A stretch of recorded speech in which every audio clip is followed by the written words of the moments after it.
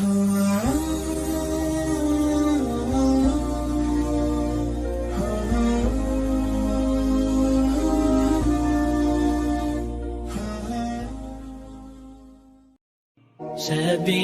الدموع سبيل مريح، تنهدى يا صاحي كي تستريح.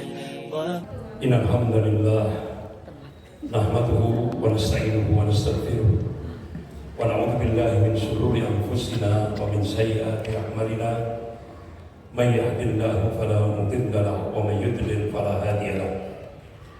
أشهد أن لا إله إلا الله وحده لا شريك له وأشهد أن محمدا عبده ورسوله. يا أيها الذين آمنوا اتقوا الله حق تقاته ولا تموتن إلا وأنتم مسلمون. يا أيها الناس اتقوا ربكم الذي خلقكم من نفس واحدة وخلق منها زوجها وبث منهما رجالا كثيرا ونساء، واتقوا الله الذي تساءلون به والأرحام إن الله كان عليكم رقيبا. يا أيها الذين آمنوا اتقوا الله وقولوا قولا سديدا يصلح لكم أعمالكم ويغفر لكم ذنوبكم، ومن يطع الله ورسوله فقد فاز فوزا عظيما. أما بعد، فإن أصدق الحديث كتاب الله وخير الهدي هدي محمد صلى الله عليه وسلم، وشر الأمور محدثاتها وكل محدثة بدعة وكل بدعة ضلالة وكل ضلالة في النار. Ibu yang dimuliakan Allah, pagi hari ini kita membahas satu tema, yaitu mewaspadai dahsyatnya fitnah akhir zaman. Karena kita ini adalah umat akhir zaman.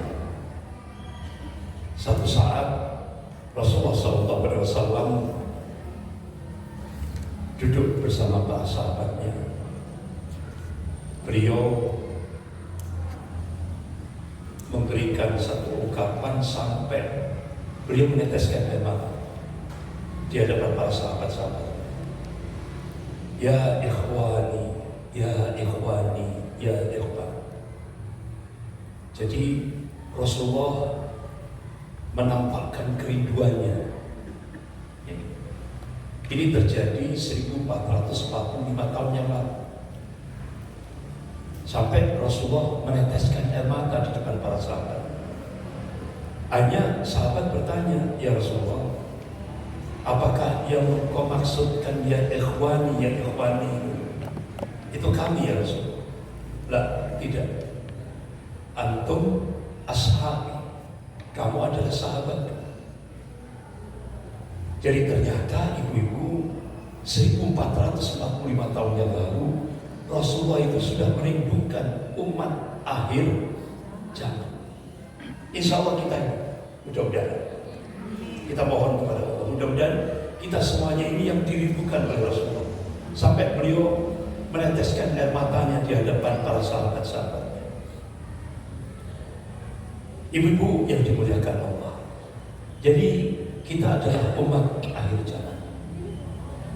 Tentunya ibu-ibu, ketika kita umat yang dirindukan oleh Rasulullah, kenapa sampai Rasulullah meneteskan air mata?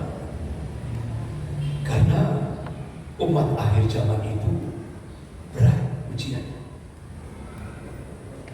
Jadi ini masa-masa yang cukup berat yang dialami oleh umat Rasulullah.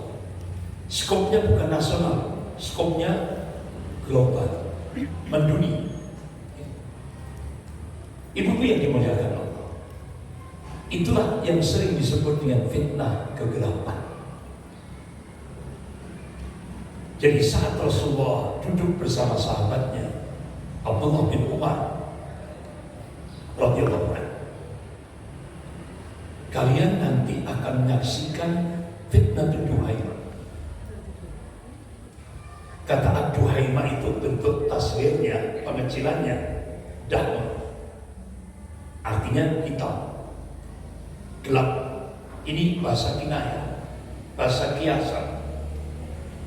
Apa wujud konkretnya? Rasulullah bersabda, qala Rasulullah sallallahu alaihi wasallam, yusbihu rajulun mu'minan wa yumsi kafiran, atau yumsi mu'minan wa yusbihu kafiran. Jadi kalau sudah fitnah kegelapan atau fitnah tuduhan iman ini terjadi, dan saya kira sudah nampak jelas di Indonesia, sudah apa bu bahasa Jawanya bu? Cetok, welo-welo. Sudah jelas, tidak perlu survei, tidak perlu kita minta bantuan lembaga survei, tidak perlu. Karena sudah cetok, welo-welo, sudah terang benderang, jelas, tidak sama. Jadi Rasulullah mengabarkan kalau sudah fitnah tuduhan iman ini sudah terjadi, fitnah kegelapan ini sudah terjadi. Makna fitnah kegelapan ini bukan terus akhirnya se-Indonesia ini gelap gulita, bukan. Ini bahasa kinayah, kiasan, ya, perumpamaan. Apa wujud konkretnya? Rasulullah mengabarkan, qala Rasulullah sallallahu alaihi wasallam, yusbihu rajulun mu'minan wa yumsi kafiran, atau yumsi mu'minan wa yusbihu kafiran. Jadi kalau sudah fitnah kegelapan ini sudah terjadi, fitnah tuduhan iman ini sudah terjadi, umat Rasulullah itu digambarkan oleh Rasulullah kondisinya pagi beriman, sore sudah jadi kafir. Astagfirullah. Berarti bu, berat ini, dahsyat. Oleh karena itu, kenapa kita terus mohon kepada Allah, ya muqallibal qulub, tsabbit qalbi ala dini. Ya Allah, Engkau yang bolak-balikkan hati, teguhkan hati hamba-Mu ya Allah dalam agama. Kenapa? Ini dahsyat bu. Ya kalau kita diambil oleh Allah, ya kan? Kita dicabut nyawa kita oleh Allah saat kita beriman. Dan kalau kita diambil oleh Allah saat kafir, astagfirullah. Naudzubillah, naudzubillah. Ini sudah masanya bu, ini sudah masanya. Dan ibu bisa lihat di Indonesia ini cetok welo-welo, terang beneran. Pagi beriman, sore sudah jadi kafir. Atau sore beriman, paginya jadi kafir. Woi, kenapa kata Rasulullah? Qala Rasulullah sallallahu alaihi wasallam, ya bi'u dinahu bi'ardi minad dunya. Dia jual agamanya dengan harga dunia. Coba sekarang kita lihat berapa banyak orang menjual akidah itu demi pangkat, jabatan, popularitas, ya, kedudukan, fulus. Sekarang sudah tren, Bahkan kata Rasulullah, kalau sudah fitnah tuduhan ini sudah terjadi, kondisi umat Rasulullah ini akan terbelah menjadi dua kelompok, mukmin sejati dan munafik sejati. Jadi ini ibu-ibu, benar nggak? Sekarang ini sudah terjadi di Indonesia fitnah kegelapan. Saya tanya bu, tolong dijawab dengan jujur. Kita ini kan diperintah oleh Allah, ati Allah wa ati Rasul. Taat kepada Allah dan taat kepada Rasul. Lawannya taat itu apa? Maksiat. Lawannya taat itu apa? Maksiat. Saya tanya, tolong dijawab dengan jujur. Sekarang di Indonesia banyak yang taat atau banyak yang maksiat? Banyak yang maksiat. Contoh lagi, kita diperintah oleh Allah dan Rasulnya untuk berbuat adil, keadilan, tegakkan keadilan. Nah sekarang bu, lawannya adil itu apa? Zalim, ya kan?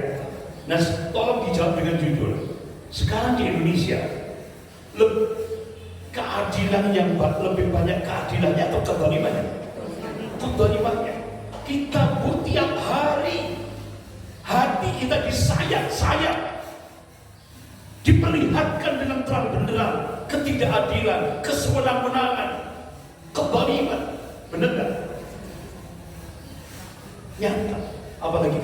mengikuti medsos.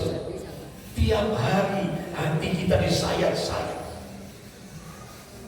dengan kezaliman, kesewenang-wenangan. Ini sudah masanya fitnah kegelapan sudah terjadi di Indonesia. Ibu-ibu yang dimuliakan Allah, mungkin ibu bertanya-tanya, kapan selesainya fitnah kegelapan ini? Kapan selesainya? Rasulullah SAW mengabarkan dalam kitab Sahih Muslim bab al-fitan wa salatu sa'ah. Jadi selesainya kita menghadapi fitnah kegelapan sekarang ini yaitu ketika Allah munculkan Al-Masih Dajjal. Ini fitnah Duhaimah. Ini puncaknya ketika Allah munculkan Al-Masih Dajjal. Dan kitab Sahih Muslim, Dajjal itu Allah munculkan di Asbahan. Kalau kita buka Google Map, itu kota Isfahan, Iran. Jadi nanti Dajjal itu Allah akan munculkan di kota Isfahan, Iran. Rasulullah mengabarkan dalam kitab Sahih Muslim bab al-fitan wa salatu sa'ah, di belakang Dajjal itu ada 70.000 orang-orang Yahudi memakai at-tayalisah, jubah kebakar. Nah, sekarang kira-kira tanda-tandanya di kota Isfahan, Iran itu sekarang kira-kira sudah nampak ada tanda-tandanya? Sudah, Bu. Duta Besar Amerika untuk Iran bikin buku judulnya Mission to Iran. Sekarang di kota Isfahan, Iran itu sudah ada kurang lebih 80.000 orang Yahudi. Rasulullah mengabarkan nanti di belakang Dajjal ada 70.000 orang Yahudi. Berarti tanda-tanda itu sudah mulai nampak. Saya tanya, Bu, nanti kalau Dajjal itu sudah muncul yang aslinya, kira-kira yang paling banyak terhipnotis itu kaum laki-laki atau kaum wanita? Kaum wanita. Itu yang banyak terhipnotis. Dajjal itu bukan fiktif. Dajjal itu kata Rasulullah rambutnya keriting, matanya yang kanan cacat buta, yang kiri kata Rasulullah seperti anggur hitam agak menjorok ke depan. Apa kalau bahasa Jawa? Mendulu. Kakinya bentuk O, bengkok. Di dahinya tertulis kaf, fa, ra, kafir. Dalam kitab Sahih Muslim bab al-fitan wa salatu sa'ah, Rasulullah mengabarkan, Bu, semua orang mukmin walaupun dia buta huruf, dia akan bisa melihat bahwa dia itu adalah Dajjal. Dajjal itu yang disuguhkan air tapi hakikatnya api. Yang disuguhkan api hakikatnya air. Artinya apa? Menipu, menghipnotis. Itu.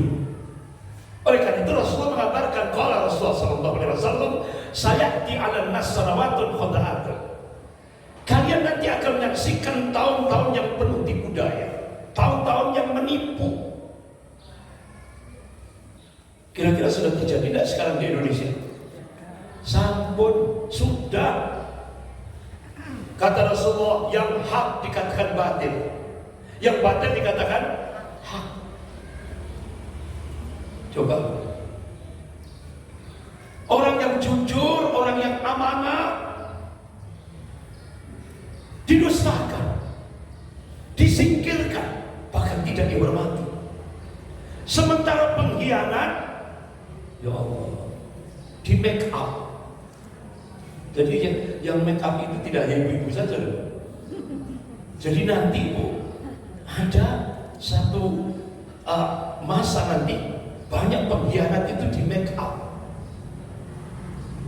sehingga pengkhianat bisa jadi dikatakan jujur. Pengkhianat diberi kedudukan, bahkan dimulia-muliakan. Kira-kira sudah terjadi di Indonesia? Sudah. Bahkan Rasulullah mengabarkan nanti kalian akan menyaksikan orang dungu dimulia-muliakan. Dungu itu Siapa yang seringkali bolak-balik ngomong dungu?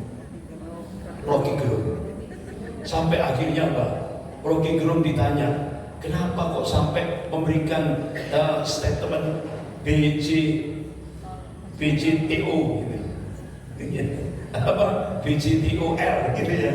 Ya kan? Masuk disampaikan. Ya. Sampai Rocky Gerung memberikan statement BJTOR. Itu karena apa kata jawabannya? Saya kehabisan bahasa.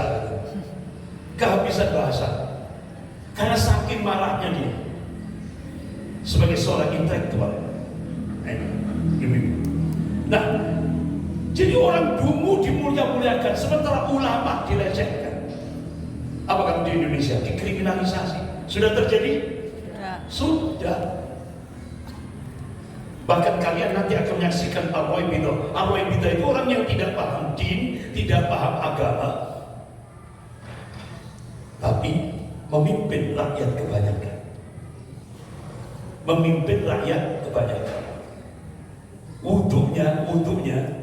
Wudhunya saja habis basuh muka langsung basuh kaki. Ada lagi yang sekarang jadi viral, tayamum. Tayamumnya habis basuh muka langsung basuh kaki. Ini tayamum. Tidak paham din, tidak paham agama, tapi mimpin rakyat kebanyakan. Sudah terjadi? Sudah.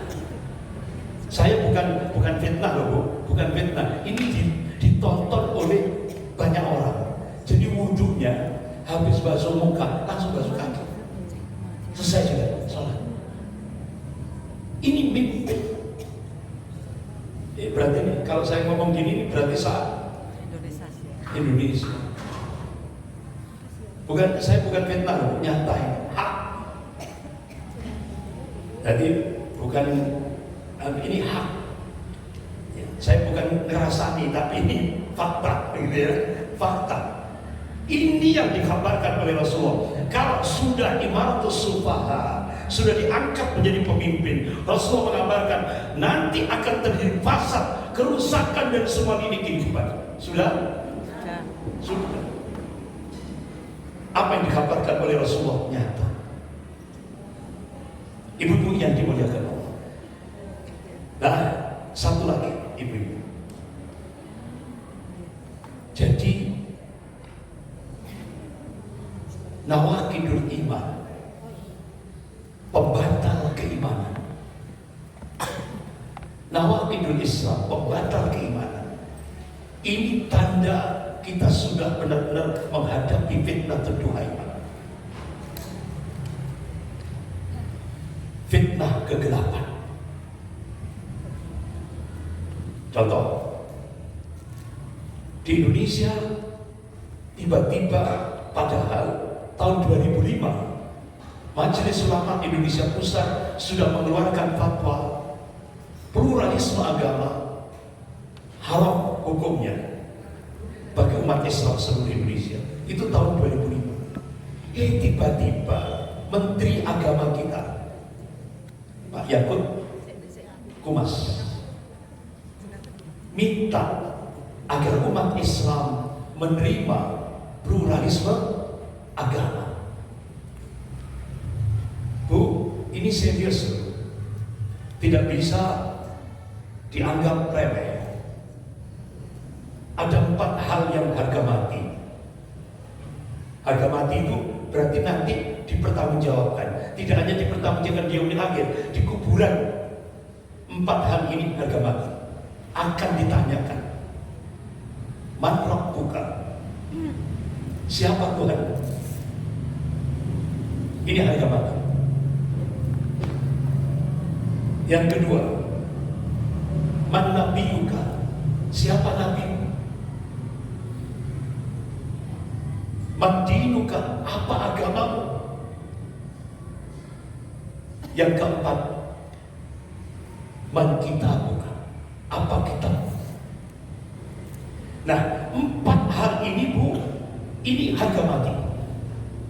Jangan sampai disentuh, jangan sampai diolok-olok, jangan sampai dilecehkan. Nah, kalau ada seorang muslim melecehkan 4 ini, batal syahadatnya, gugur imannya. Betul? Betul Bu? Nah, nawaqidul imam, pembatal keimanan. Nah sekarang di Indonesia ini tren sekarang, apalagi yang menginstruksikan Menteri Agama. Kita dipaksa untuk menerima keyakinan semua agama sama. Benar Bu? Semua agama sama. Ini benar-benar fitnah kegelapan sudah terjadi di Indonesia.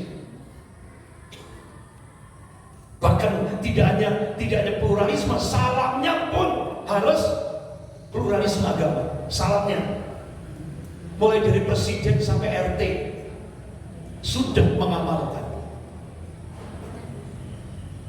Assalamualaikum warahmatullahi wabarakatuh. Salam sejahtera. Selamat pagi. Om, santi om. Lalu budaya. Salam. Ya. Salam kebajikan. Coba Ibu dengar kan? Mulai dari presiden sampai RT. Nah ini kalau ditimbang menurut akidah Islam, batal syahadatnya, batal imannya, masuk nawaqidul iman. Jumhur ulama Ahlus Sunnah wal Jamaah seluruh dunia tidak ada ikhtilaf. Makanya kenapa Majelis Ulama Jawa Timur melarang salam pluralisme agama? Karena itu akan membatalkan syahadat kita. Berarti Bu, kalau sudah batal syahadatnya, berarti dia kalau harus bersyahadat ulang. Ini loh, ini bukan masalah sepele, ini serius. Ini 4 hal ini jangan sampai direcehkan.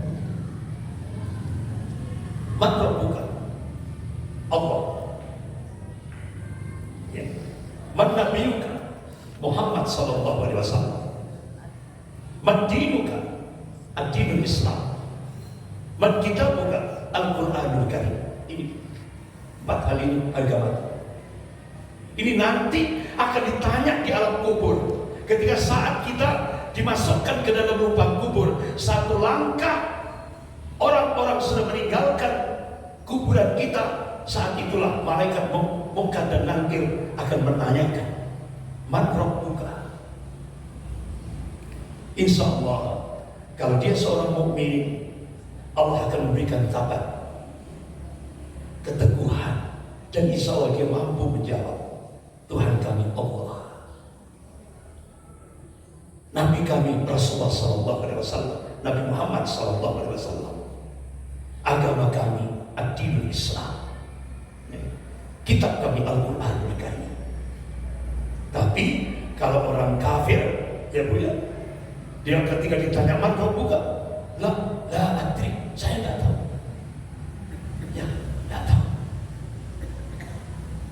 Otomatis nanti akan dihimpit tulang-tulangnya sampai hancur.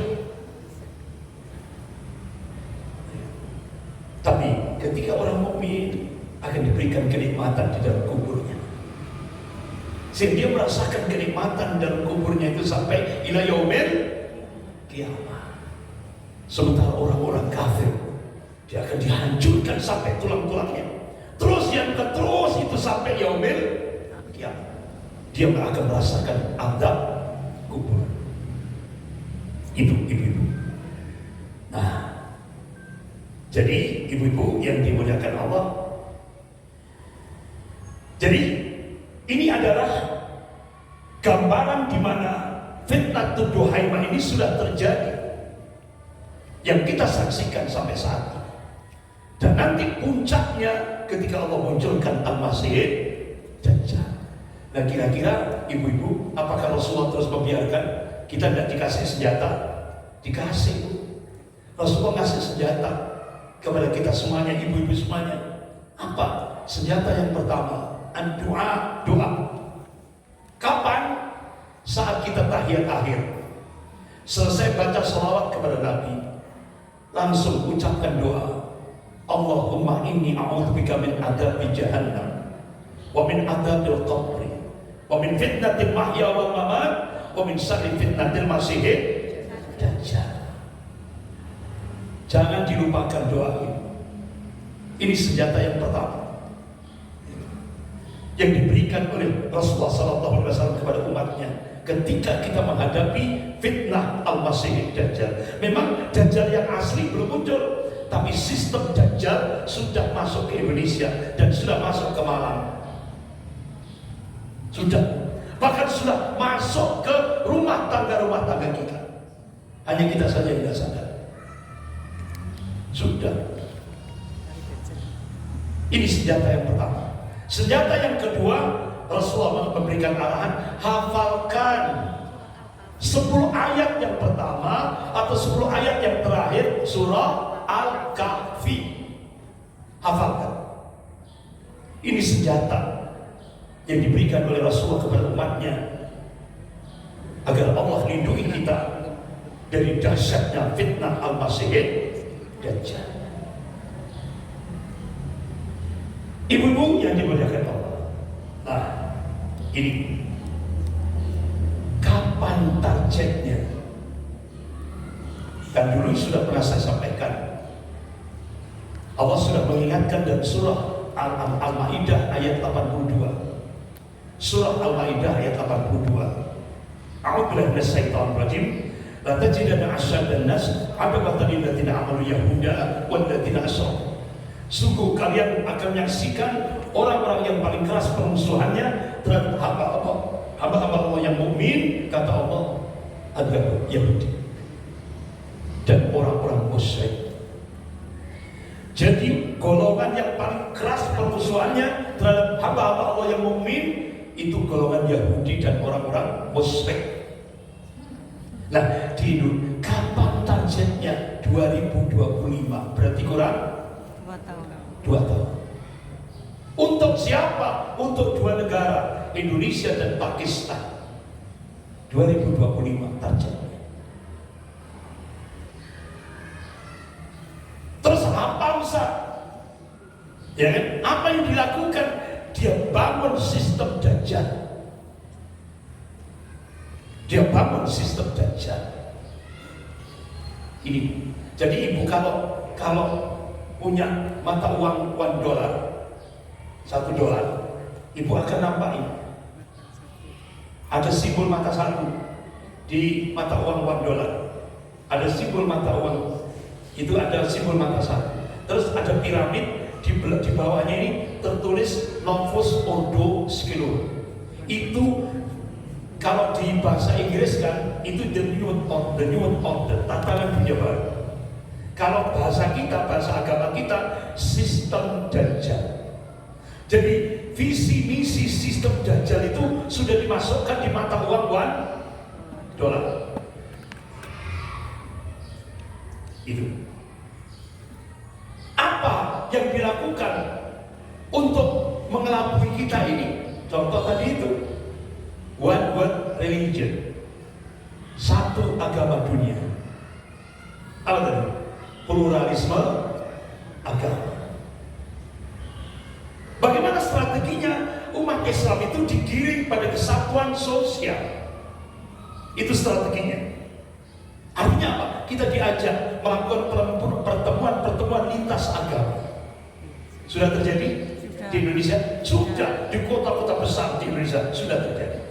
Setelah itu, tokoh-tokoh Islam menganggap, ini al-khair, kebaikan.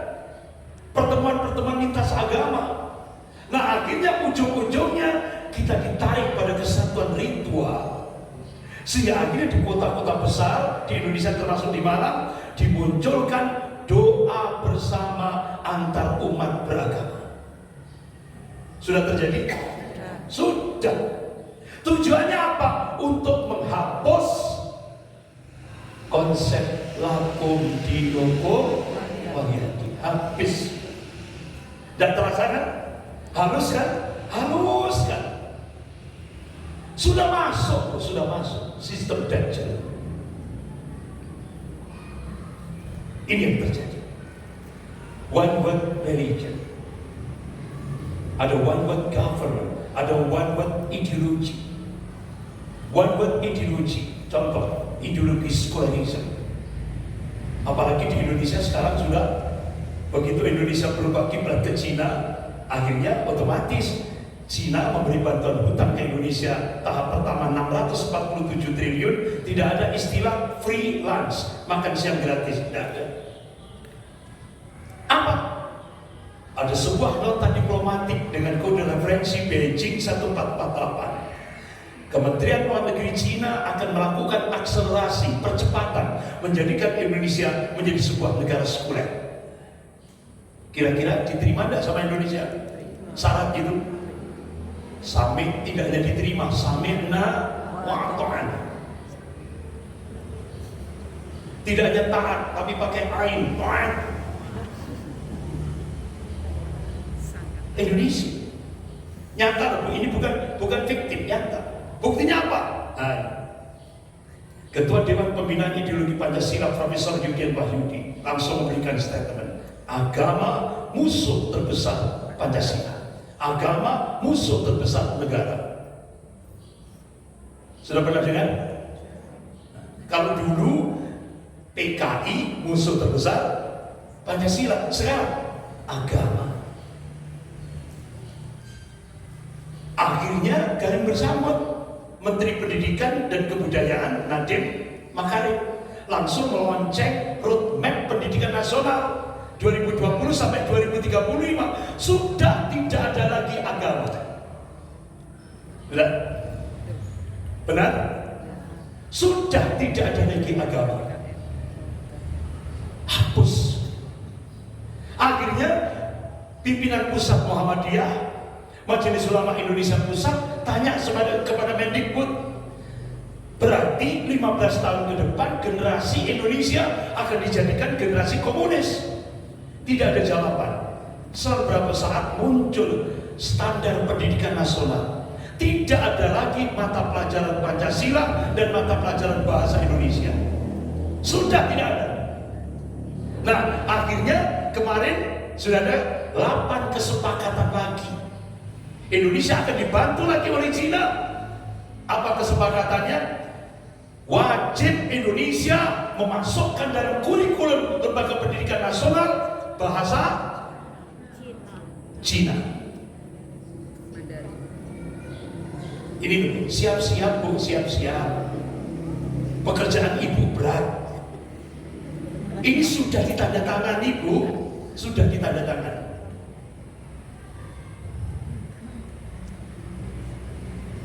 Makanya kenapa pentingnya pemimpin itu, ya kan? Pentingnya pemimpin. Makanya ini kenapa ini bisa terjadi? Ya kalau kita muhasabah, karena dampak daripada umat Islam buta politik. Kenapa? Kita bolak-balik dicekoki tiap hari lewat media. Islam itu tinggi, ulama itu mulia, politik itu kotor. Ya kan? Jujur loh Bu, ya kan, itu masuk dalam frame kita. Tujuannya apa? Supaya umat Islam buta, supaya umat Islam tidak masuk wilayah politik, supaya umat Islam tetap jadi muslim ritual, sholat, zakat, puasa, haji, umroh, tetap itu aja. Jangan sampai umat Islam masuk wilayah politik. Itulah yang disebut ajaran sekulerisme yang sekarang diterapkan di Indonesia. Dampak daripada Indonesia berubah kiblat ke Cina. Itu. Jadi sekulerisme itu peminggiran agama, jangan sampai dijadikan kehidupan, artinya dijadikan sebagai way of life, jalan kehidupan. Tidak boleh. Agama hanya cukup hanya pribadi, privasi saja. Ini sudah ditandatangani. Makanya ibu-ibu tidak menutup kemungkinan 15 tahun ke depan banyak keluarga-keluarga muslim yang akan menyekolahkan putra-putrinya ke pesantren. Karena untuk menyelamatkan agamanya. Padahal Bu, ini belum diterapkan saja. Itu untuk sekolah negeri, itu agama seminggunya berapa jam? Seminggu cuma 2 jam. 2 kali pertemuan. Seminggu. Itu belum diterapkan ini. Nanti kalau mahasiswa cuma 2 SKS. Nah nanti kalau sudah diterapkan ini, hilang sudah agama. Berarti benteng kita, benteng terakhir itu adalah keluarga. Ini ibu. Nah ibu-ibu yang dimuliakan, coba ini sudah diterjemahkan dalam bahasa Indonesia. Saya tanya Bu supaya masuk lancap ini.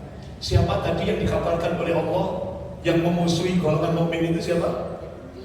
Ya, Bu.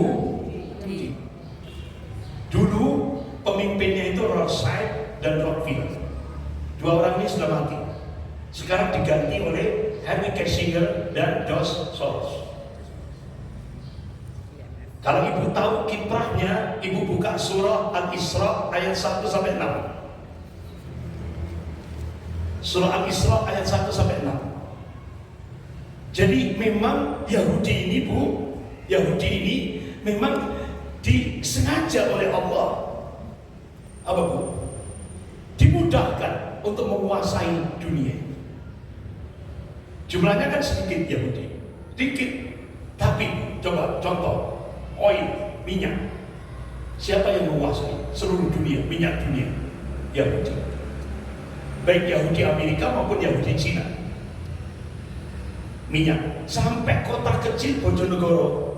Ada yang dari Bojonegoro? Ya. Itu ada blok cepu. Siapa yang memiliki? Exxon Mobil, Yahudi Amerika. Seluruh dunia Bu. Kemudian gold, emas. Di Papua ada Freeport. Siapa yang menguasai? Yahudi Amerika. Kemudian ada lagi tambang emas yang lebih besar dari Freeport, Halmahera. Siapa yang menguasai sekarang? Yahudi Cina. Diamond, berlian, seluruh dunia Yahudi. Jadi memang Yahudi ini dimudahkan oleh Allah. Tapi dalam surah Al-Isra ayat 7 Allah menegaskan, a'udzubillahi minasyaitonir rajim, fa idza jawabul akhirah. Apabila datang hukuman yang terakhir bagi bangsa Yahudi. Ulama-ulama mufassir, kalangan ahli-ahli tafsir menafsirkan saat itulah Allah akan munculkan at-Taifah al-Mansurah liyasu'u wujuhakum, sehingga membuat muram wajah-wajah Yahudi. Apa kata bahasa psikologisnya? Shock, ketakutan. Wal yadkhulul masjid kama taqalu awwal marrah. Jadi at-Taifah al-Mansurah ini kata Allah dalam surah Al-Isra ayat 7 akan kembali menguasai Masjidil Aqsa. Mereka memasukinya kala pertama, mereka memasukinya. Wa yutabbiru ma'al tadbira. Jadi at-Taifah al-Mansurah ini akan menghancurkan semua yang dikuasainya dengan keras. Kalangan mufassir, ahli tafsir menafsirkan inilah yang disebut dengan Yaumil Ghadab, hari kemurkaan Allah pada bangsa Yahudi. Jadi Bu, nanti ada masanya the end of Zionism Empire.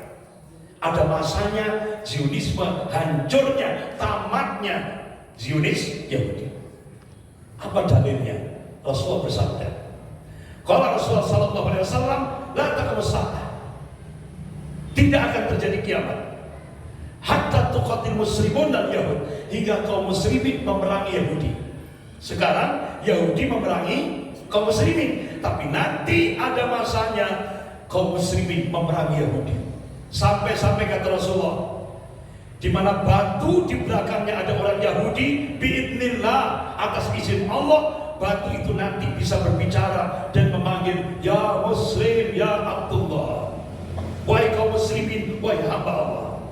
Di belakangku ada orang Yahudi, faqtulhu, bunuhlah. Inilah kalangan mufassir, ahli tafsir menafsirkan Yaumil Ghadab, hari kemurkaan Allah pada bangsa Yahudi. Jadi bangsa Yahudi itu akan dihancurkan oleh Allah sehancur-hancurnya. Lanjutan hadis itu, kecuali pohon gharqad, karena itu tempat berlindungnya orang Yahudi. Ini hadis sahih riwayat Bukhari dan Muslim. Nah Bu, kira-kira hadis ini dipercaya tidak sama orang Yahudi sekarang? Sangat dipercaya. Makanya sekarang di Israel sibuk nanam pohon gharqad. Coba dulu, hadis ini dipercaya oleh orang Yahudi. Nah kalau umat Islam tidak percaya itu kebangetan. Kebangetan. Orang kafir aja percaya kok.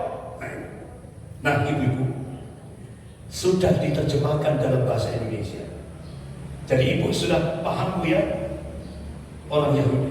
Nah kira-kira Bu, Yahudi di Indonesia itu pernah masuk televisi enggak? Enggak pernah. Pernah masuk koran? Enggak pernah. Apalagi medsos. Yahudi di Indonesia yang jumlahnya didata oleh pemerintah sekarang jumlahnya hampir 5.000-an, tapi menguasai semua lini kehidupan. Itu dibongkar oleh Jenderal Sumitro dari Angkatan Darat dalam bukunya Dari Pangdam Mula Warman hingga Pangkop Kamtip. Jadi Yahudi di Indonesia sekarang ini Bu, menguasai semua lini kehidupan. Yang berkuasa Bu, itu Yahudi. Makanya kalau saya sempat tanya, siapa yang berkuasa saat ini? Ada yang jawab, Bu Mega salah, Pak Jokowi salah, Luhut salah. Yang menguasai Indonesia Yahudi. Itu semua sumber daya alam Indonesia Yahudi. Coba bayangkan kemarin ada penyelundupan 5,3 juta ton biji nikel. Ditanya kepolisian tidak tahu, ditanya bea cukai tidak tahu. Berarti di Indonesia ini sudah dirawat jin ifrit. Sudah banyak komunitas jin ifrit. Jin ifrit itu kalau ibu baca Al-Quran, itu kan pada masa Nabiullah Sulaiman alaihissalam. Jadi ketika Ratu Belkis sombong gitu Pak. Nah akhirnya Nabi Sulaiman, orang sombong itu yang kudu disombongi, yaitu sedekah. Ya kan? Ada orang sombong disombongi, itu sedekah. Supaya dia tidak terlalu sombong gitu. Akhirnya Nabi Sulaiman menyampaikan ke Ratu Belkis, kamu pejamkan mata. Satu kedipan mata saja, itu Nabi Sulaiman sudah menunjukkan ada istana, ya kan? Sampai akhirnya Ratu Belkis menyingkapkan betisnya, sampai kelihatan betisnya. Kenapa? Dia kaget, loh, di bawah kan banyak ikan, ya kan? Sampai dia dikira air ini, padahal itu kaca. Gitu. Jadi ternyata Nabi Sulaiman pakai jin ifrit. Ternyata di Indonesia itu 5,7 juta ton biji nikel. Gak ada yang tidak ada satupun orang Indonesia yang tahu. Berarti Bu, kesimpulannya di Indonesia ini lebih banyak pengkhianat bangsa daripada penyelamat bangsa. Dan masuk lagi Bu, saya bacakan terjemahan bahasa Inggrisnya. Kami adalah 1% penguasa yang mengontrol dunia Anda, presiden Anda, dan media informasi Anda. Coba jujur Bu dia. Yang mengendalikan presiden seluruh dunia itu dia. Yang mengendalikan media informasi seluruh dunia itu dia. Makanya kenapa Bu, kita kan bolak-balik dicekoki, Islam itu tinggi, ulama itu mulia, politik itu kotor. Makanya kita harus melakukan perubahan. Apa? Rubah. Moto seperti itu dirubah. Islam itu tinggi, ya kepada yuna'alaih. Ulama itu mulia, politik itu penting untuk ngatur bangsa dan negara. Kenapa? Karena sudah dicontohkan oleh Rasulullah dan para sahabatnya, yaitu Khulafaur Rasyidin, sudah memberi contoh. Nah kita ini perintah oleh Allah untuk ittiba, ngikuti Rasulnya dan sahabatnya. Benar? Ibu-ibu, coba. Kamilah yang memiliki sistem perbankan dunia, money. Inilah Bu yang disebut dengan elit global. Jadi dunia ini cuma 1% elit global. Kami yang menguasai perbankan dunia, money, resource, sumber daya alam, seluruh dunia kami yang menguasai. Organisasi seluruh dunia dikuasai. PBB, UNESCO, Red Corporation, semua dikuasai oleh Yahudi. Ini. Nah, ibu-ibu,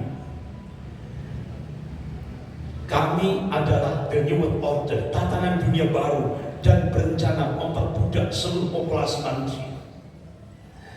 Kami akan membunuh 90% populasi dengan cara legal. Melalui apa? Perang. Berarti perang di seluruh dunia ini diciptakan oleh Yahudi. Termasuk perang yang terakhir antara Rusia dan Ukraina, Romawi Barat dan Romawi Timur.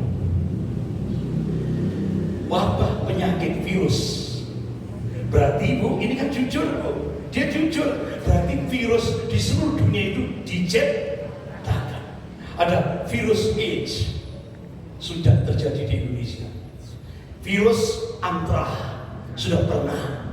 Virus SARS sudah pernah. Virus flu burung sudah pernah. Virus COVID-19. Coba. Ini kata dia ini jujur dia ngomong, itu program kami untuk apa? Depopulasi, pengurangan jumlah penduduk. Nah, bahasanya kan keren, depopulation, depopulasi. Bahasanya kan keren. Padahal Bu artinya pembunuhan. Ya kan? Benar kan Bu? Bahasa kasarnya itu pembunuhan, tapi pembunuhan yang formal. Apa? Syria, ya kan? Harus bahasanya depopulasi.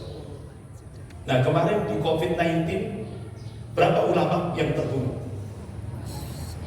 Hampir 541 orang kiai, ulama, ustadz di seluruh Indonesia. COVID-19. Bu, belum apa-apa kita sudah diberikan warning. 2024 akan kami sebar lagi virus yang lebih mematikan daripada COVID-19. Sudah ada pengumuman yang jualan masker. Ibu sudah dengar? Siapa? Sudah diumumkan kan? Kami akan jualan masker. LBB kan sudah mengumumkan. Kami sudah siapkan masker. Jadi sudah siap-siap. Di Jakarta sudah persiapan. Di Jakarta sudah ada semua pegawai-pegawai ASN akan kerjanya cukup di rumah saja. Anak-anak yang semua lembaga-lembaga pendidikan sekolahnya di rumah saja. Ini sudah siap-siap. 2024. Nah, ibu-ibu, akhirnya Profesor Dr. Siti Fadila Supari kami undang ke Malang. Alhamdulillah, saya mencoba untuk face to face sama beliau. Akhirnya saya tanya, Bu, Ibu pakar virus yang cukup ditakuti dunia. Profesor Dr. Siti Fadila Supari, mantan Menteri Kesehatan. Sampai Ibu dijebloskan ke penjara 4 tahun. Karena permintaan Amerika. Karena orang ini paling ditakuti dunia, terutama Yahudi. Tapi apa statementnya Profesor Dr. Siti Fadila Supari? Saya tidak takut kepada siapa saja, yang saya takuti hanya Allah. Akhirnya saya tanya, Bu, 2024 ini akan disebar lagi virus yang lebih mematikan dari virus COVID-19. Apa nasihat Ibu, terutama untuk umat Islam di Malang Raya. Ustaz sampaikan. Yang pertama, kuatkan iman, kuatkan akidah, tauhid. Karena itu akan meningkatkan imun kita. Kalau kuat iman, berarti imunnya semakin kuat. Yang kedua, perbanyak takarrub ilallah, pendekatan diri kepada Allah. Amal-amal soleh, sedekah dan sebagainya. Kemudian yang ketiga, jangan sekali-kali mau divaksin. Ini mantan Menteri Kesehatan loh, memberi nasihat untuk 2024 ini, jangan sekali-kali mau divaksin. Karena vaksin itu penyakit. Bahkan para pakar vaksin dunia memberikan statement, vaksin yang the best, vaksin yang terbaik adalah tidak divaksin. Yang ketiga. Nah akhirnya saya tanya sebelum beliau menjawab yang keempat, Bu, saya tanya, kalau umpama yang sudah kena vaksin, yang sudah disuntik vaksin, bagaimana? Bu Profesor Siti Fadila Supari, Ustaz sampaikan, minum madu, minum habatus sauda, minum minyak zaitun, bekam sapi. Itu nasihat beliau. Insya Allah itu akan jadi predatornya, apa Bu? Penawarnya dari vaksin yang sudah disuntikkan ke tubuh kita. Itu penawar. Biasanya Bu, saya minum madu 2 sendok, terus habatus sauda itu sepertiga, karena apalagi yang kena asam lambung itu jangan banyak-banyak, sedikit saja gitu ya. Habatus sauda, kemudian 2 sendok minyak zaitun diminum sebelum makan, ya kan? Pas bangun tidur, ya kan? Sebelum makan itu rutinkan, ya kan? Karena kita ittiba kepada Rasulullah SAW. Karena ini zaman fitnah ini Bu, ini fitnah akhir zaman. Jadi virus yang akan disebarkan lagi 2024 ini lebih mematikan daripada virus COVID-19. Ibu-ibu, jangan takut kepada yang diciptakan, tapi takutlah kepada yang menciptakan. Itu. Makanya ibu-ibu, kita kemarin kan dipaksa oleh WHO sampai sholat kita saja distancing berjarak. Padahal Rasulullah itu ketika wafat tidak ada sholat berjarak. Ya. Nah, sekarang sudah nyatu lagi Bu ya? Sudah. Softnya sudah rapat lagi ya? Sudah. Kenapa Bu? Kira-kira kenapa? Karena sudah tobat. Sudah tobat dan nasuha. Jadi Bu, ini kita ditipu oleh WHO. Bahkan sampai akhirnya terbongkar juga kan? Ternyata pejabat-pejabat di WHO tidak ada satupun yang divaksin. Benar? Ini sudah terbongkar semuanya. Jadi kita ditipu. Karena ini proses pembunuhan secara terstruktur, sistematis dan masif sekali. Bahkan Bu, Ibu pernah dengar kan? Kalau ada umpama contoh di Jember. Nah, kalau ada warga yang mati, itu bupatinya dapat berapa? 80 juta. Dapat berapa? 80 juta rupiah. Fee. Semakin banyak yang mati, semakin banyak fee-nya.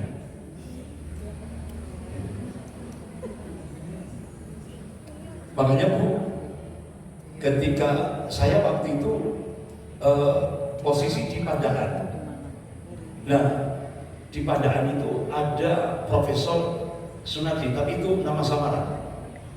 Dia yang membuat predatornya. Artinya alat obat penawar dari COVID-19. Tapi dia ini kan diburu untuk dibunuh. Berapa kali dia akan dibunuh karena dia membuat penawarnya COVID-19. Nah, qadarullah begitu saya ke sana bersamaan dengan utusannya dari Wali Kota Malang, Pak Setiaji. Ada utusannya. Dia barengan dengan saya.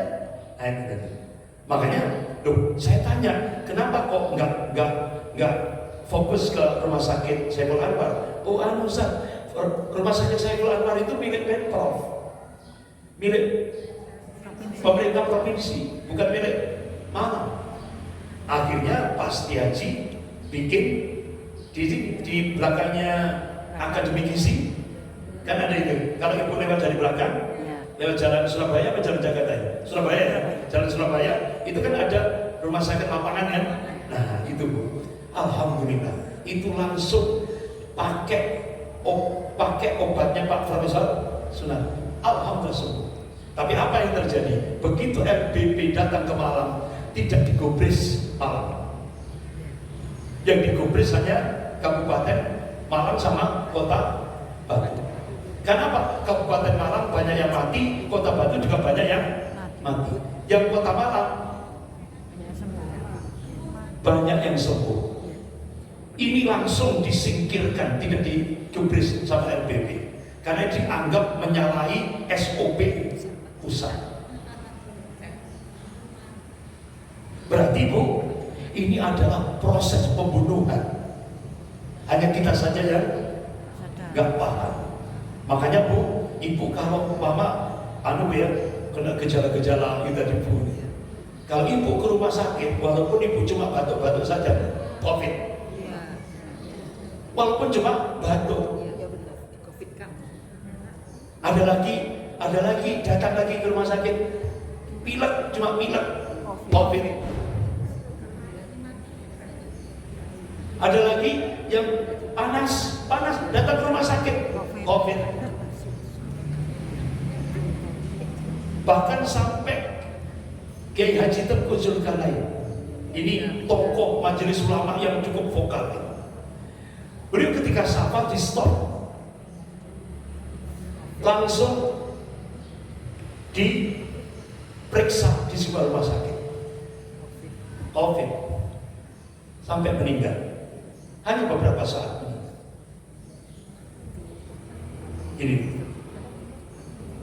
Jadi ibu-ibu, ini pengalaman kita. Jangan sampai nanti 2024 kesusul ke rumah sakit. Karena ini standar SOP-nya. Nah, ibu-ibu yang dimuliakan Allah. Sekali lagi Bu, jangan takut kepada yang diciptakan, tapi takutlah kepada yang menciptakan.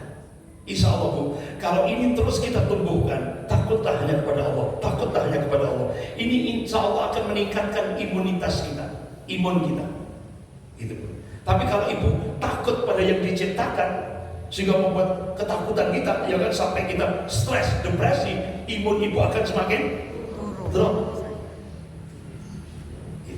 Ini mulai kita tumbuhkan, latihan Bu, kita tumbuhkan. Hanya Allah yang kami tahu. Nah, ibu-ibu yang dimuliakan Allah, siapa yang menggerakkan tingkat dunia? Joe Biden dan Xi Jinping. Ini yang digerakkan oleh Henry Kissinger dan George Soros.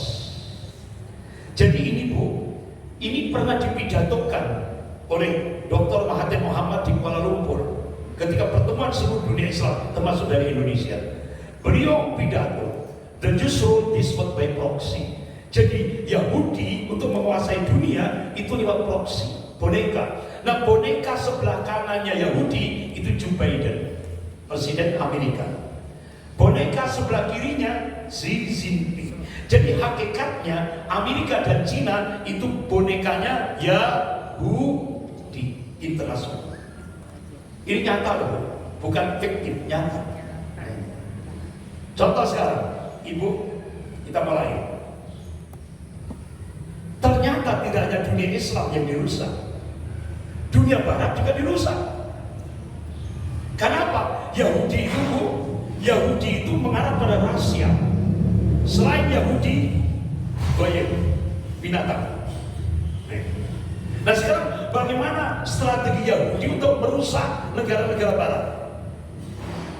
Yang pertama, pakai senjata teori-teori ilmiah yang palsu, yang dimotori oleh 3 tokoh togutnya, Karl Marx, Sigmund Freud, dan Emil Durkheim. Kemudian pakai langkah-langkah nyata, langsung langkah-langkah nyata di dalam sektor kehidupan ini. Nah, jadi makar jahat ini dijalankan oleh Yahudi, dikomandani oleh 3 orang togut besar di dunia ini, yaitu Karl Marx, Sigmund Freud, dan Emil Durkheim. Basicnya, mereka memperalat teori setan ateis Charles Darwin sebagai entry point, sebagai pintu masuk untuk memasarkan sistem tauhid mereka. Contoh, itu sudah dimasukkan ke anak-anak kita, cucu-cucu kita di tingkat SMP dan SMA. Bahkan ibu-ibu pernah, jujur Bu, saya tanya, ibu dulu waktu SMP, SMA pernah enggak diajari guru manusia dari kerang? Ya. Pernah?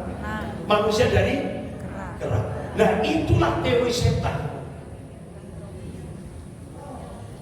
Padahal kita umat Islam itu sudah ditegaskan oleh Allah. A'udzubillahi minasyaitonir rajim. Laqad khalaqnal insana fi ahsani taqwim. Sesungguhnya Allah, ya kan, menciptakan manusia ini dengan sebaik-baik bentuk. Coba. Tapi kita waktu SMP dan SMA dijejali oleh teori Darwin. Ini Yahudi militan. Manusia dari kerang, manusia dari hewan. Nah, ibu-ibu. Jadi Karl Marx merumuskan teori ekonomi atau filsafat materialisme lengkap. Tapi dasarnya teori Charles Darwin bahwa manusia itu dari hewan. Begitu juga Sigmund Freud menyusun teori psikologis untuk menafsirkan susunan jiwa manusia dan aktivitas-aktivitasnya, tapi mendasarinya dari teori Darwin.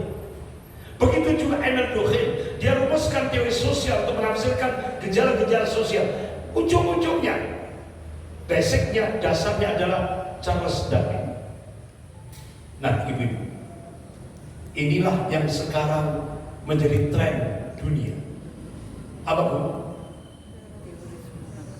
Terorisme negara. Sebelum kita bahas ini Bu, saya tolong dijawab dengan jujur. Seringkali yang dijuluki teroris itu siapa? Umat Islam. Di mana-mana terorisme. Nah, begitu Indonesia dicengkram oleh Cina, ganti, bukan terorisme, radikal, ya kan? Temanya sudah, stigmanya sudah beda. Kalau dulu ketika Amerika mencengkram Indonesia, stigmanya teroris. Kalau sekarang dicengkram oleh Cina, stigmanya radikal. Jadi stigma radikal itu hanya hantu yang diciptakan oleh Cina untuk menjadikan umat Islam ini musuh number one. Itu. Ini kita harus cerdas. Nah, ibu. Padahal siapa yang teroris itu? Mereka kan? Nah, jadi ini maling teriak maling. Jadi umat Islam sekarang di Indonesia semakin cerdas. Ternyata yang selama ini nuduh umat Islam teroris, radikal, mereka sendiri yang menghancurkan Indonesia. Nah, ini umat Islam semakin cerdas. Nah, sekarang ini sudah umat Islam semakin cerdas. Nah, sekarang ada gerakan terorisme negara. Apa terorisme negara? Kalau dalam kamus Oxford mendeskripsikan terorisme sebagai pemerintahan intimidatif yang diarahkan dan dilaksanakan oleh partai yang memiliki kekuatan. Bu, gak usah saya tafsiri. Ini sudah muncul di Indonesia. Gak usah saya tafsiri. Oleh partai yang memiliki kekuatan. Apa perlu dijelaskan lagi? Sudah. Abang. Soalnya kalau bahasa Indonesia nanti kena delik. Bahasa Jawa ya, abang. Jenang, abang. Sudah jelas? Jadi yang menguasai sekarang jenang, abang. Nah ibu-ibu, sepanjang sejarah kekerasan negara biasa digunakan untuk memaksakan rakyatnya agar mendukung agenda politik dan ekonomi kelompok elit. Mereka menggunakan kekerasan untuk menanamkan ketakutan pada masyarakat. Kekerasan negara semacam inilah yang ditujukan untuk mencapai tujuan politik tertentu dan membungkam keluhan politik masyarakat. Inilah yang disebut bentuk terorisme negara yang sekarang dikembangkan di seluruh dunia. Ini di seluruh dunia. Makanya kenapa Rasulullah mengabarkan saat ini kita masuk periodisasi sejarah Mulkan Jabriyah. Ini Rasulullah sendiri yang ngasih kabar. Jadi kita ini hidup pada masa Mulkan Jabriyah. Mulkan Jabriyah itu apa, Bu? Penguasa-penguasa diktator. Penguasa yang memaksakan kehendak bagi rakyatnya. Penguasa yang menyengsarakan rakyatnya. Kalau Profesor Mahfud MD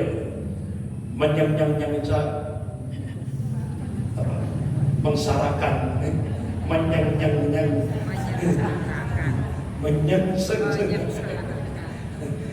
Pak Mahfud MD gitu kan, padahal menyengsarakan gitu, sampai harus dibantu,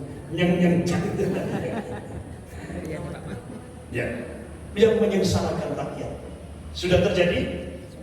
Sudah. Ini tren. Nah, Bu, sekarang sudah terjadi di negara-negara barat. Artinya apa? Kerusakan negara-negara barat ini sudah berada pada pintu kehancuran. Tapi di belakangnya ada Yahudi. Yahudi itu ingin menghancurkan semua selain Yahudi.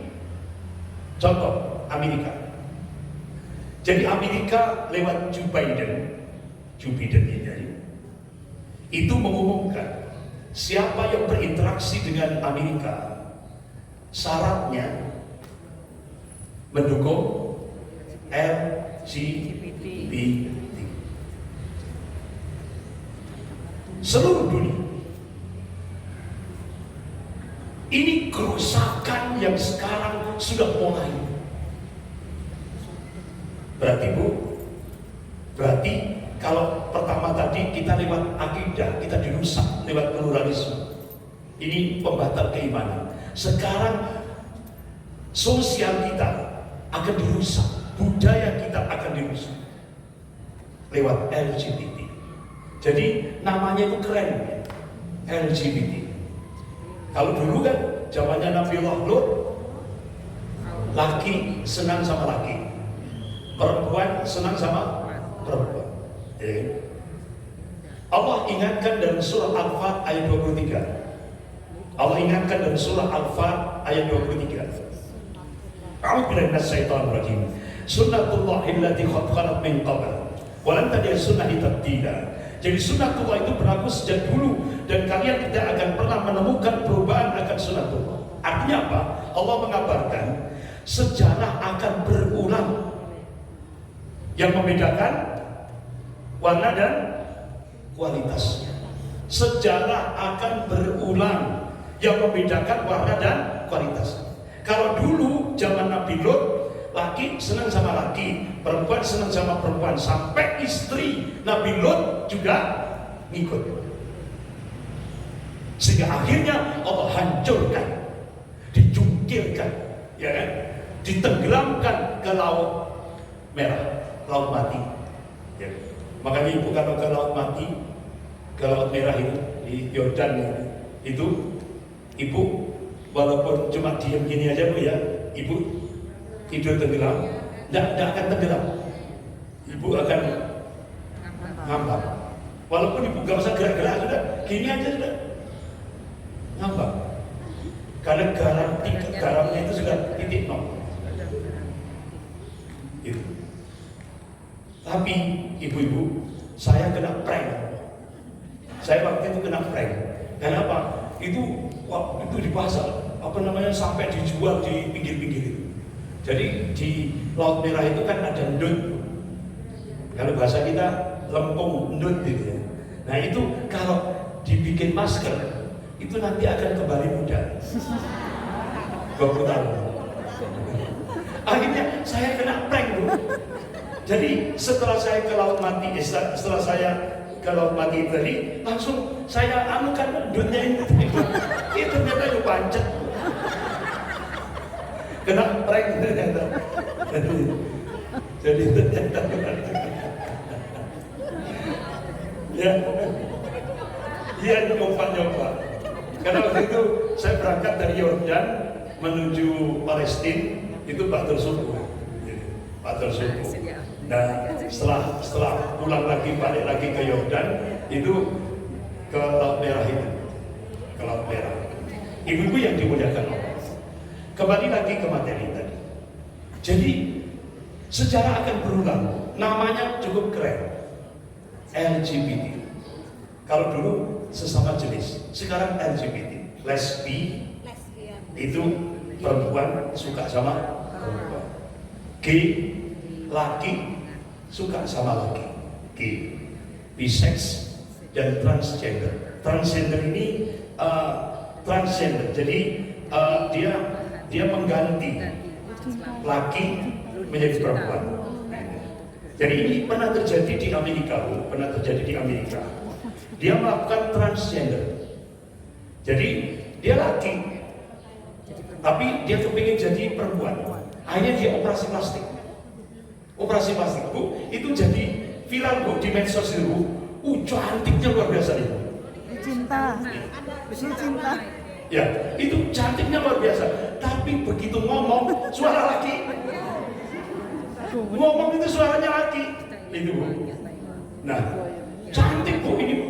Jadi, tapi dia pakai perempuan. Nah, akhirnya satu saat ke toilet. Nah ini di Amerika yang sudah ada undang-undangnya. Jadi ini LGBT itu disahkan oleh negara Amerika, dilindungi oleh negara.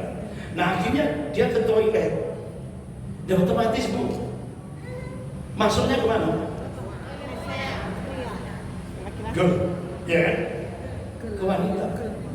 Nah, dia kan cuma operasi plastik ini saja, tapi kelamin tetap laki. Dan otomatis Bu, begitu masuk ke ruangan perempuan, ya anunya bangkit. Nah akhirnya diperkosa Bu. Yang perempuan itu diperkosa. Wah, akhirnya langsung dilaporkan kepala sekolahnya. Nah kepala sekolahnya pro LGBT. Akhirnya yang dimenangkan yang memperkosa, dimenangkan. Sampai akhirnya sama yang keluarga yang diperkosa tadi dilaporkan ke pengadilan. Sampai akhirnya disidang di pengadilan. Loh, hakim-hakim seluruh Amerika pro LGBT, yang dimenangkan yang memperkosa. Jadi Bu, sekarang di negara-negara barat itu ibu pusing. Kalau sudah ibu nulis itu nama, alamat, ya kan, tempat tanggal lahir gitu. Kalau sudah jenis kelamin itu bingung ibu. Kan kalau di Indonesia kan laki perempuan cuma dua kan. Nah kalau di Amerika itu belasan Bu. Jadi mulai laki, perempuan, terus setengah laki, sepertiga laki, 2/3 laki. Nah itu.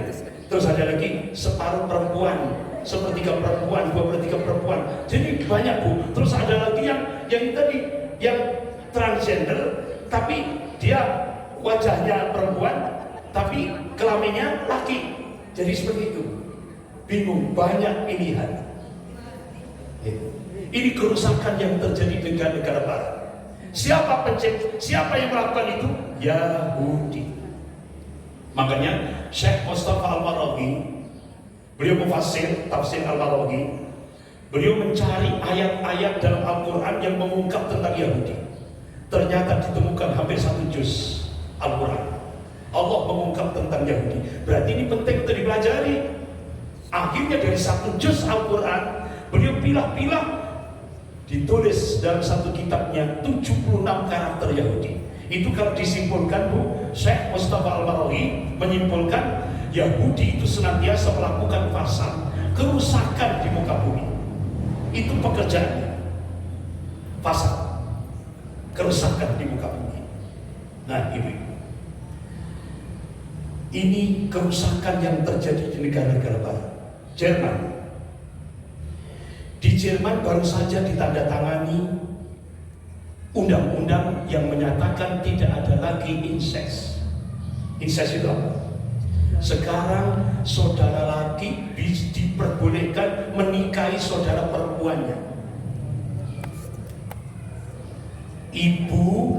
Seorang ibu boleh menikahi anak laki-lakinya. Itu di Jerman. Ayah boleh menikahi anak perempuannya. Ini sudah disahkan di Jerman. Ini kerusakan sudah terjadi di negara-negara barat.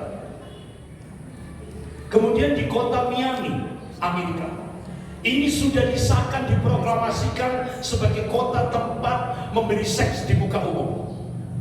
Jadi sekarang di kota Miami dibolehkan seks terbuka. Boleh melakukan seks di jalan, di gereja, di lapangan bola, di mall, di tempat umum. Jadi Bu ya, ini sampai ini. Dia melakukan sampai orang yang lewat itu sungkan. Sama Pak. Dia melakukan hubungan suami istri itu di jalan. Sampai sungkan mau lewat itu, Bu. Yang lewat ini sungkan. Akhirnya balik lagi. Karena di depan dia melakukan hubungan suami istri di jalan. Ini sekarang di kota Miami sudah diundangkan. Legal. Ini di kota Miami. Di lapangan bola, di gereja, di pasar, di jalan, di mall. Ini sudah kerusakan. Ibu-ibu yang dimuliakan Allah. Bahkan sekarang di Kanada sudah diizinkan bestialitas, seks dengan hewan. Negara Kanada. Ini sudah rusak. Kenapa ini bisa terjadi di negara-negara barat? Karena yang dibangun fisiknya dulu, jiwanya enggak dibangun. Kalau di Indonesia kan enggak. Bangunlah jiwanya, bangunlah badannya, ya kan? Jiwanya dulu. Di Indonesia jiwanya dulu, kolbunya dulu yang dibangun, baru fisiknya. Kalau di negara-negara barat fisiknya dulu. Akhirnya begitu kena seperti ini langsung kolaps semua, ngikut semua. Makanya ibu kan kemarin di medsos di Hawaii terjadi kebakaran kan? Dari mana asalnya kebakaran itu? Ya kan? Allahu a'lam. Habis di Hawaii terus ada lagi di kawasan Amerika juga muncul lagi kebakaran dahsyat. Berapa yang mati? Mobil-mobil di jalan terbakar semuanya, hutan-hutan terbakar semua. Setelah perayaan LGBT, setelah perayaan LGBT langsung Allah bayar kontak. Nah, di Spanyol sekarang sudah diperbolehkan lembaga pendidikan sampai perguruan tinggi untuk memutar film pornografi. Ini wajib diputar di lembaga-lembaga pendidikan sampai di perguruan tinggi. Ini di Spanyol. Bahkan sekarang otorisasi prostitusi anak di negara-negara barat sudah diperbolehkan. Artinya hubungan seks dengan anak di bawah umur. Ternyata saat dunia ini prostitusi terhadap anak di bawah umur itu ternyata Jawa Timur. Mana Jawa Timur? Surabaya. Jadi ternyata ada lembaga riset menyatakan bahwa yang melibatkan anak-anak di bawah umur 16 tahun ke bawah itu ternyata paling besar di Surabaya. Hidung belang itu. Iya, bukan terus hidung belang. Ya itu istilahnya apa bahasanya itu? Kalau wanita itu kan wanita girang, apa? Om girang, om girang. Ya, om girang. Itu sudah ada di Surabaya. Akhirnya sekarang di Amerika mengizinkan pembukaan gereja setan. Contoh Bu, pengikutnya gereja setan itu Lady Gaga. Ini kan mau diundang ke Indonesia oleh yang pemilik Indomaret. Pemilik Indomaret kan Heritano, ya kan? Heritano itu mau mengundang Lady Gaga, tapi diprotes oleh tokoh-tokoh ulama se-Indonesia, gagal. Jadi Lady Gaga itu dia jamaahnya, kalau bahasa mereka jemaatnya gereja setan di Amerika. Jadi Bu, itu yang jingkrak-jingkrak itu bukan Lady Gaga, itu sudah setan. Jadi sebelum dia melakukan tampil sebagai musisi tadi, itu dia ada ritual minum darah itu di Lady Gaga. Dan ini sekarang sudah diformalkan di Amerika, dibuka gereja-gereja setan. Nah, ibu-ibu yang dimuliakan Allah, ini Bu, sekarang begitu Indonesia dicengkram oleh Cina dan Amerika, ini kan sudah sunnatut tadawul, pergantian kepemimpinan dunia, dan ini Allah yang menginginkan. Nah, kalau sudah Allah yang menginginkan, ibu nolak benar. Bu, ini Allah yang menginginkan. Sunnatut tadawul, Allah ganti kepemimpinan dunia setelah golongan mukmin mimpin dunia ini 1442 tahun, ya kan? Habis itu Allah ganti dengan golongan kafir. Jadi sekarang al-Yahud wal Nasara itu mimpin dunia, yang sekarang ditambah dengan Cina, ya kan? Nah, ibu-ibu, otomatis kalau sudah kita dipimpin golongan kafir, itu umat Islam, golongan mukmin jadi subjek atau objek? Objek. Nah, kalau sudah jadi objek, rata-rata umat Islam di Indonesia itu tidak hanya tasabbuh, niru-niru orang kafir, tapi ittiba'ul kufar, ngikuti orang kafir. Contoh ini perempuan nikah sama perempuan. Saya tanya, ini kardinal itu di bawahnya di bawah paus, oskop, kardinal. Jadi yang ketiga, paus, oskop, kardinal. Bu, istrinya yang mana? Yang kanan atau yang kiri? Cowok. Istrinya yang laki. Ini istrinya. Ini kardinal. Ini istri, laki istri. Yang perempuan ini wartawan.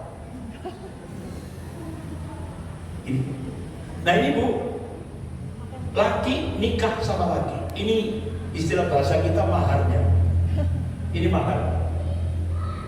Kalau bahasa kita mahar. Kalau tidak tahu kalau orang Barat menyebut apa yang punya kan. Nah, ini laki nikah sama laki. Nah, ibu-ibu, perempuan nikah sama perempuan. Ini namanya lesbi. Kalau ini gay. Di Jakarta Utara, kalau tidak salah Jakarta Utara, itu ada pesta gay. Tidak ada puluhan, ratusan. Itu sempat disut stasiun televisi nasional. Mudo kabeh. Akhirnya ditangkap oleh polisi. Ratusan pesta gay. Nah, jadi zina laki sama laki. Ya kan? Sampai akhirnya jadi Kobuser ngundang yang orang gay tadi, pasangan gay. Sampai akhirnya tutorial. Jadi tutorial bagaimana hubungan zina laki sama laki. Ternyata hubungan laki sama laki itu ternyata di Indonesia benar-benar Allah turunkan adab penyakit. Itu penyakit sarkoma. Sarkoma itu dia bentuk jamur-jamur gitu, dia akan menggerogoti dagingnya sampai kurus seperti tulang. Nah setelah itu ada lagi penyakit baru yang ditemukan sekarang. Banyak komunitas gay ini di Indonesia itu dia anusnya, duburnya rusak, terjadi kerusakan. Sehingga akhirnya dia terus buang air besar. Tidak ada yang nahan. Tidak ada yang nahan sama sekali. Tidak ada penahannya. Jadi terus keluar. Nah ini. Jadi laki sama laki. Berarti ini kan pencinta lubang dubur. Jadi seperti itu. Astagfirullah. Makanya saya seringkali memberikan statement yang agak kasar. Seanjing-anjingnya anjing jantan, pasti yang dicari anjing betina. Nah ini manusia loh, punya akal, punya nurani. Kok teror yang dicari teror? Sekarang lagi tren di Indonesia. Kan berarti dia ini lebih rendah dari anjing. Kasar saya pakai bahasa kasar ini supaya tidak tobat gitu loh Dan tobat, kalau nggak pakai bahasa kasar nggak tobat. Sampai sudah penyakitnya sudah seperti ini. Nah ini kan. Nah ternyata ini saya percepat. Nah jadi LGBT ini Indonesia sudah darurat LGBT. Di Cianjur 1.000 kurang lebih. Terus di beberapa tempat lagi 3.000 komunitas LGBT. Di Malang juga banyak komunitas LGBT. Nah sekarang di Indonesia pernikahan laki sama laki itu sudah jadi tren. Kan ibu bingung mana istrinya, mana suaminya. Lanang sama lanang, laki sama laki. Bahkan sekarang komunitas gay, ini komunitas gay. Ini laki sama laki, cium-ciuman dan sebagainya. Ini sudah mulai, penyakit ini sudah mulai muncul di Indonesia. Gawat. Ya. Nah, ibu-ibu, sampai-sampai nah ini. Nah, Presiden Jokowi minta kepada kepolisian untuk melindungi kaum LGBT. Menko Polhukam Profesor Mahfud MD memberikan statement, pemerintah tidak sanggup lagi melarang LGBT.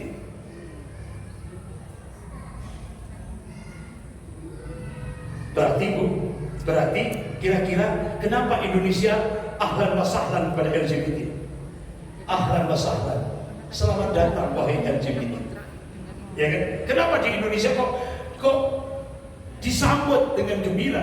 Karena Indonesia kasnya kosong, kas negara kosong, yang banyak duit hutang. Oleh karena itu berapa LGBT? Tahap pertama 500 juta US dollar. Tahap kedua 800 juta US dollar. Nah kira-kira ibu dikasih 500 juta US dollar, 500 juta kira-kira goyang nggak?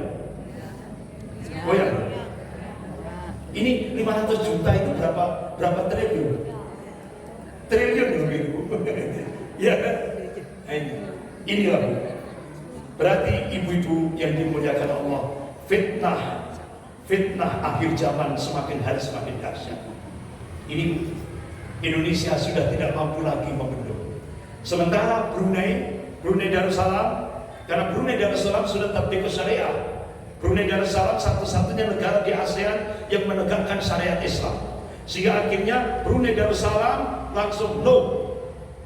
Siapa yang melakukan LGBT hukumannya mati. Itu di Brunei. Di Malaysia siapa pelaku LGBT 10 tahun penjara. Di Indonesia ahlan wa sahlan bi futurikum. Selamat datang. Nah, ibu-ibu yang dimuliakan Allah, inilah fitnah akhir zaman yang semakin hari semakin semarak. Oleh karena itu ibu-ibu yang dulu pernah saya sampaikan, apa solusinya? Ayo, al-mubaddirah bil a'mal, bersegera beramal soleh. Karena ini perintah Rasulullah, jangan ditunda. Yang kedua, at-tamassuk bis sunnah, berpegang teguh pada sunnah Rasulullah, baik dari kehidupan berpribadi, berkeluarga, bermasyarakat, berbangsa, bernegara. Karena Rasulullah itu uswatun hasanah. Yang ketiga, rujuk ilal ulama, kembali kepada ulama. Ulama yang mana? Ulama yang konsisten pada Al-Quran dan As-Sunnah. Ulama yang istiqomah pada Al-Quran dan As-Sunnah. Ulama yang paling dibenci oleh golongan kafir dan golongan munafik. Tapi kalau ada ulama yang dipuji-puji oleh golongan kafir dan golongan munafik, berarti dia ulama su. Ini manusia yang paling jahat di kolom bumi. Yang keempat, ibu-ibu, kuatkan kesabaran. Jadi ibu-ibu sekarang ini dibutuhkan sabar yang bajar, tidak hanya sabar. Jadi ibu-ibu nanti ketika melihat fitnah akhir zaman yang semakin hari semakin berat ini tadi, ibu-ibu akan sering ngelos dada, dan mungkin nanti akan bolak-balik ngelos dada. Kuatkan kesabaran. Yang kelima, doa. Itu tadi, saat tahiyat akhir, selesai baca sholawat kepada Nabi, baca doa. Allahumma inni a'udzubika min adzabi jahannam, wa min adzabil qabr, wa min fitnatil mahya wal mamat, wa min syarri fitnatil masiihid dajjal. Ibu-ibu, saya kira demikian. Mudah-mudahan Allah Subhanahu wa taala memberikan kepada keistiqomahan kepada kita semuanya sampai kita menghadap Allah. Mudah-mudahan kita diberikan akhir yang husnul khatimah. Amin ya rabbal alamin. Kita akhiri dengan doa kafarat majelis. Subhanakallahumma wa bihamdika asyhadu an la ilaha illa anta astaghfiruka wa atubu ilaik. Wabillahi taufiq wal hidayah. Wassalamualaikum warahmatullahi wabarakatuh. الله ربي والإسلام ديني ومحمدا رسول الله.